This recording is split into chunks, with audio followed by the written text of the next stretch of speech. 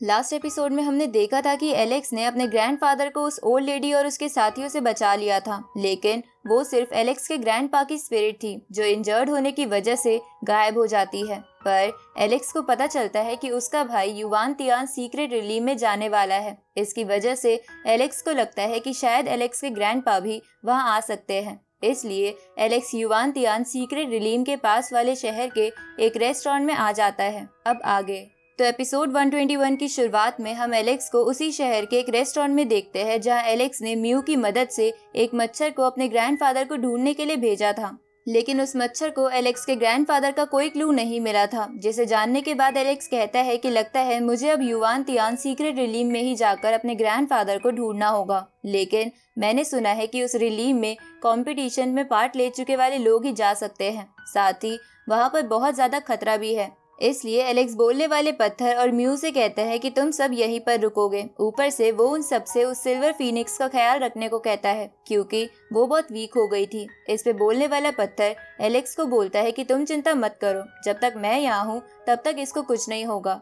आगे हम एलेक्स और कई सारे लोगों को युवान तियान सीक्रेट रिलीम के गेट के बाहर देखते हैं। उसी वक्त उस कंपटीशन का सिलेक्शन ऑफिसर कहता है कि आज यहाँ जितने भी लोग आए हैं और जो आने वाले हैं उनके बीच कंपटीशन होने के बाद हमें पता चल जाएगा कि सबसे बड़ा जीनियस कौन है। इधर हम एलेक्स को देखते हैं जिसे आसपास वाले लोगों से पता चलता है कि यहाँ जितने भी लोग आए हैं उन सभी को युवान तियान सीक्रेट रिलीम में जाने से पहले एक टेस्ट देना होगा और जो भी कैंडिडेट किसी क्लैन का जीनियस पर्सन होगा उसे डायरेक्ट एंट्री मिल जाएगी। ये सुन के एलेक्स सोचता है कि क्या ग्रैंडफादर यहाँ आए होंगे। उसी वक्त वहाँ एलेक्स के पेरेंट्स और उसका भाई आ जाता है, जिसे देखकर एलेक्स उन्हें हेलो बोलने ही वाला था कि तभी सिलेक्शन ऑफिसर वहां आए हुए लोगों में से एक से कहता है कि तुम्हारी उम्र 100 साल से भी ज्यादा है, साथ ही तुम्हारे पास डिवाइन फायर भी है, इसलिए तुम इस कंपटीशन में पार्ट नहीं ले सकते। अब वो सिलेक्शन ऑफिसर अपने लोगों से उस कैंडिडेट को वापस भेजने को कहता है, जिसपे वो कैंडिडेट कहता है कि मेरे पास डिवाइन फायर है तो क्या हुआ, जो बड़े बड़े क्लैन के लोग आएंगे उनमें से भी तो कईयों के पास डिवाइन फायर है। इधर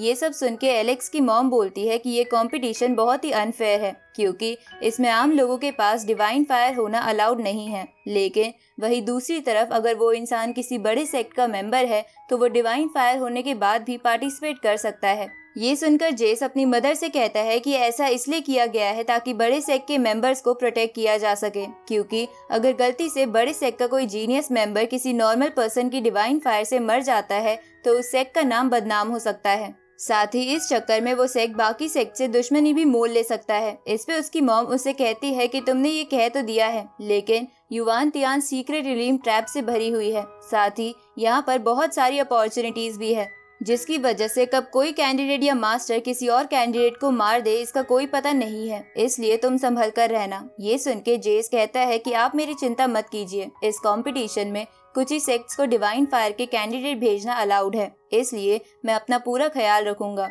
और इस कंपटीशन को भी जीतूंगा। इस तरफ सिलेक्शन ऑफिसर के साथी उस ओल्ड मैन को वहां से वापस भेज देते हैं, जिसे देखकर एलेक्स मन में सोचता है कि मैं क्यों भूल गया था कि मैं अपर वर्ल्ड में अपनी आइडेंटिटी हाइड करके आया हूँ, इसलिए मैं किसी भी हालत में फिलहाल के लिए किसी को ये पता लगने नहीं दे सकता कि मैं एलेक्स हूँ। अब वो सिलेक्शन ऑफिसर वहाँ आए नॉर्मल कैंडिडेट्स को अलग अलग ग्रुप्स में एंट्रेंस टेस्ट के लिए भेजने लगता है। उसी वक्त एलेक्स अपने मन में सोचता है कि जेस ब्रदर, तुम युवान तियान सीक्रेट रिलीम में जाना तो चाहते हो, पर तुम अभी फॉर्मेशन गैदरिंग लेवल पर हो, तो तुम बाकी लोगों से कैसे लड़ोगे। उसी वक्त एलेक्स को वहाँ पर कोई जाना पहचाना ऑरा महसूस होता है, तो एलेक्स इधर उधर देखने लगता है और उसकी नजर एक लड़के पर जाती है जिसका ऑरा एलेक्स के दादाजी की तरह था, इसलिए एलेक्स समझ जाता है कि वही एलेक्स के ग्रैंडपा है। अब वो बंदा एक ग्रुप में एंट्रेंस टेस्ट के लिए चला जाता है, जिसके बाद दूसरे ग्रुप की बारी आती है, जहां एलेक्स जैसे ही एंट्रेंस टेस्ट के पोर्टल में जाता है तो वो देखता है कि वहां और सभी कैंडिडेट्स के ऊपर फायर बॉल्स की बारिश हो रही है। साथ ही एलेक्स को अब ग्रैंडपा का ऑरा भी महसूस नहीं हो रहा था, जिसका मतलब था कि एलेक्स के ग्रैंडपा या तो मर चुके हैं या तो इस टेस्ट को क्लियर कर चुके हैं। तो ये जानकर एलेक्स जल्दी से उस टेस्ट को क्लियर करने लगता है। इस तरफ हम एलेक्स के ग्रैंडपा और बाकी कुछ लोगों को देखते हैं जिन्होंने टेस्ट पास कर लिया था, तो सिलेक्शन ऑफिसर उन्हें कहीं और भेज देता है, जिसके बाद एलेक्स और कुछ और लोग वहां आते हैं, तो सिलेक्शन ऑफिसर उन्हें भी युवान तियान सीक्रेट रिलीम की एंट्रेंस पर भेज देता है। इस तरफ एलेक्स सभी पास हुए कैंडिडेट्स में अपने ग्रैंडफादर को ढूंढने लगता है, जहां ऐसा करते हुए वो सोचता है कि ग्रैंडपा इतने यंग कैसे हो गए। उसी वक्त वहां पर सिलेक्शन ऑफिसर आके अलग अलग प्लैनेट्स की एनर्जी की मदद से युवान तियान सीक्रेट रिलीम का गेट ओपन करता है, जिसे देखकर एलेक्स सोचता है कि अगर ग्रैंडपा ने टेस्ट पास कर लिया है तो वो जरूर इस रिलीम में भी जरूर जाएंगे, ताकि वो अपने बेटे और पोते से मिल सके। उसी वक्त वहां पर बड़े बड़े सेक के कैंडिडेट्स भी आ जाते हैं, जिनमें जेसिका की फर्स्ट बॉडी, फॉक्स गर्ल और जेस के साथ साथ कुछ और लोग भी थे। तो उन्हें देखकर सिलेक्शन ऑफिसर उन्हें ग्रीट करके एक मिस्टीरियस बोन देता है, जिसको लेकर वो सब सीक्रेट रिलीम के अंदर चले जाते हैं।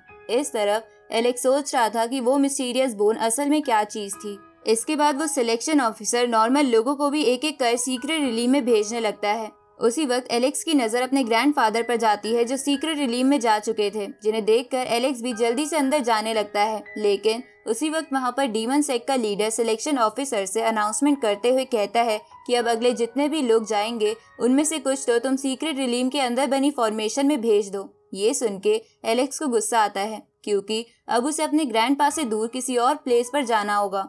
अब एलेक्स सीक्रेट रिलीम में आ जाता है, जहां उसकी एंट्री जंगलों में होती है, जिसे देखकर एलेक्स सोचता है कि पता नहीं वो यंग लड़का जिसके अंदर से मेरे दादाजी का ऑरा महसूस हो रहा था वो कहां पर होगा। अब एलेक्स उस प्लेस को एक्सप्लोर करने लग जाता है, जहां थोड़ी देर बाद एलेक्स के साथ आए हुए लोगों को लीफ डॉग ट्रेजर रटन मिल जाता है, जिसे देखकर वो लोग खुश होने लगते हैं, क्योंकि वो बहुत खास ट्रेजर था। उसी वक्त उनमें से एक बंदे को एक एरो आके लग जाता है, जिसकी वजह से वो मर जाता है। अब हम उस तीर मारने वाले बंदे को देखते हैं, जिसका नाम लिंग कॉन्ग था, जो डीमन सेक का डिवाइन फ्लेम लेवल का मास्टर था। साथ ही लिंग कॉन्ग के साथ उसका स्टूडेंट भी था, जिसका नाम ची फैंग था। अब ची फैंग उस ट्रेजर को रख लेता है, जिसे देखकर उनमें से एक बंदा ची फैंग से कहता है कि अगर तुम्हें यही चाहिए था तो तुम बोल सकते थे, इस बंदे को मारने की क्या जरूरत थी। इस पे ची फैंग बोलता है कि 100 माइल्स के रेडियस में डीमन सेक ने एक फॉर्मेशन बना रखी है, जिसके बाहर ना कोई जा सकता है और ना ही इसके अंदर कोई आ सकता है। इसी वजह से इस 100 माइल के रेडियस में जितने भी ट्रेजर हैं वो डीमन सेक के होंगे, और जो भी उन्हें अपना बनाने की सोचेगा वो मारा जाएगा। अब लिंग कॉन्ग वहां से जाने लगता है, जिसे देखकर ची फैंग उन सभी लोगों से कहता है कि मेरे मास्टर चाहते हैं कि तुम लोग हमारे साथ चलो। ये सुन के उनमें से एक बंदा इसके लिए मना करने लगता है, लेकिन तभी लिंग कॉन्ग उसे अपने एरो से मार देता है, जिसे देखकर बाकी लोग डर के मारे चलने के लिए मान जाते हैं। साथ ही एलेक्स भी इस जगह के बारे में नहीं जानता था, इसलिए वो भी उन लोगों के साथ चलने लगता है। अब दोनों डीमन सेक के बंदे उन सभी लोगों के साथ एक जगह पर आ जाते हैं, जहां सामने एक पहाड़ी पर एक थंडर ट्री लगा हुआ था, जिसे देखकर एक लड़का कहता है कि ये तो बहुत ही खास ट्रेजर है। ये सुन के ची फैंग बाकी लोगों से कहता है कि इस लड़के ने सही पहचाना, ये वैले होली लैंड के नाम से जानी जाती है, क्योंकि यहाँ पे बहुत सारे ट्रेजर्स हैं और मेरे मास्टर चाहते हैं कि हम सब मिलके उन्हें ढूंढें। अब वो सभी उस थंडर ट्री के थोड़े और करीब जाते हैं, लेकिन लिंग कॉन्ग एक जगह पर उन सबको रोक देता है, क्योंकि आगे बहुत सारे ट्रैप लगे हुए थे।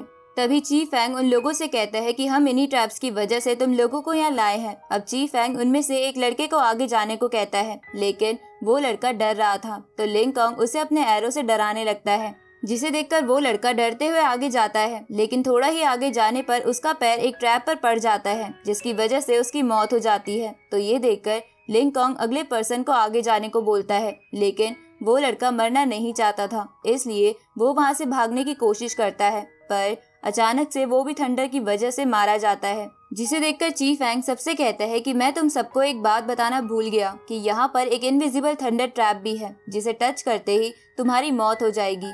अब लिंग कॉन्ग एलेक्स की तरफ एरो करते हुए उसे आगे जाने को कहता है, जिसे देखकर एलेक्स सोचता है कि ये बुरे लोग हैं, इसलिए आगे चल के मेरी लड़ाई इनसे जरूर होगी, इसलिए क्यों ना इन्हें अभी खत्म कर दिया जाए। अब एलेक्स गुस्से में पंच बनाने लगता है, पर उसी वक्त वहाँ पर एक डीमन सेक का बंदा आके लिंग कॉन्ग से कहता है कि एल्डर ने मुझे यहाँ भेजा है, क्योंकि आगे का रास्ता बहुत ही मुश्किल है, इसलिए मैं एक स्पेशल लैडर लेकर आया हूँ। अब वो डीमन सेक का बंदा ट्रैप्स के ऊपर से उस सामने वाली पहाड़ी तक एक लैडर बना देता है, ताकि उसके साथी आराम से आगे बढ़ सके।